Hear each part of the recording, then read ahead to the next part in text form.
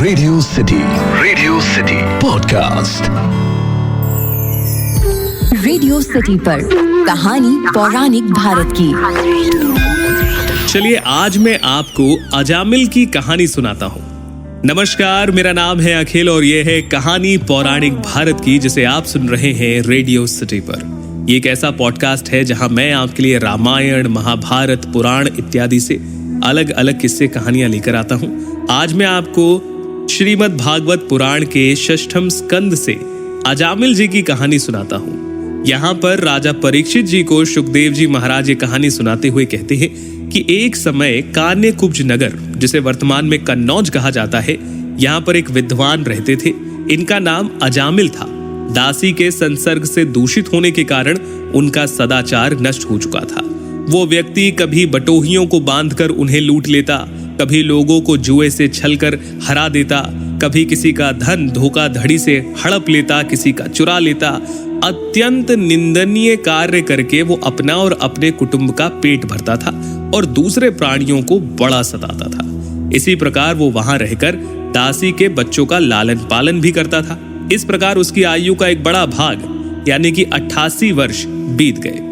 बूढ़े अजामिल के 10 पुत्र थे, जिनमें सबसे छोटे का नाम था नारायण। माँ बाप उससे बहुत प्यार करते थे।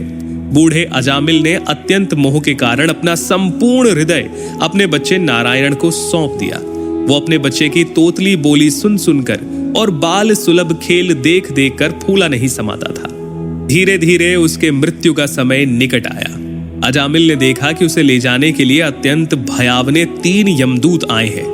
उनके हाथों में फांसी है, मुंह टेढ़े हैं, शरीर के रोएं खड़े हैं। उस समय बालक नारायण वहां से थोड़ी दूरी पर खेल रहा था। यमदूतों को देखकर अजामिल अत्यंत व्याकुल हो उठा और ऊंचे स्वर में पुकारने लगा, नारायण नारायण। भगवान के पार्षदों ने देखा कि मरते समय ये हमारे स्वामी भगवान नारायण का नाम ले रहा है, उनके नाम का कीर्तन कर रहा है, इसीलिए वो झटपट वहां पर पहुंचे। उस समय यमराज के दूत अजामिल के शरीर से उसके सूक्ष्म शरीर को खींच रहे थे। विष्णु दूतों ने आकर बलपूर्वक उन्हें रोक दिया। उनके रोके जाने पर यमदूतों ने उनसे कहा, अरे धर्मराज की आज्ञा निषेध करने वाले तुम कौन हो? तुम किसके दूत हो, कहां से आए हो और उसे ले जाने से हमें क्यों रोक रहे हो? क्या तुम लोग कोई देवता, उपदेवता या सिद्ध श्रेष्ठ हो? हम देखते हैं कि तुम सब लोगों के नेत्र कमल दल के समान कोमल हैं। तुम लोग पीले पीले रेशमी वस्त्र पहने हो, तुम्हारे सिर पर मुकुट, कानों में कुंडल, गले में कमल का हार है। तुम लोग आखिर हो कौन? तब भगवान विष्णु के पार्षद कहते हैं, यमदूतों, इसने कोटि कोटि जन्मों की पाप राशि का पूरा पूरा प्रायश्चित कर लिया है, क्योंकि इसने विवश होकर ही सही भगवान के परम कल्याणमय नाम का उच्चारण किया है। जिस समय इसने नारायण इन 4 अक्षरों का उच्चारण किया, उसी समय केवल उतने से ही इसके सभी पापों का प्रायश्चित हो गया।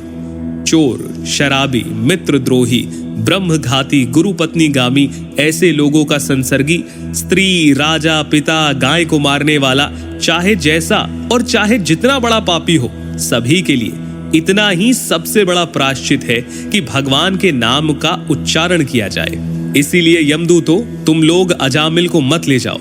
इसने सारे पापों का प्रायश्चित कर लिया है, क्योंकि इसने मरते समय भगवान के नाम का उच्चारण किया है।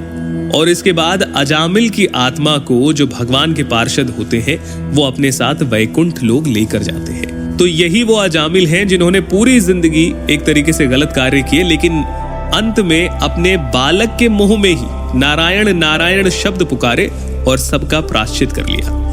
इनके बारे में आप पढ़ पाएंगे श्रीमद् भागवत पुराण में। फिलहाल के लिए इतना ही। सुनते रहिए रेडियो सिटी। रेडियो सिटी पर कहानी पौराणिक भारत की।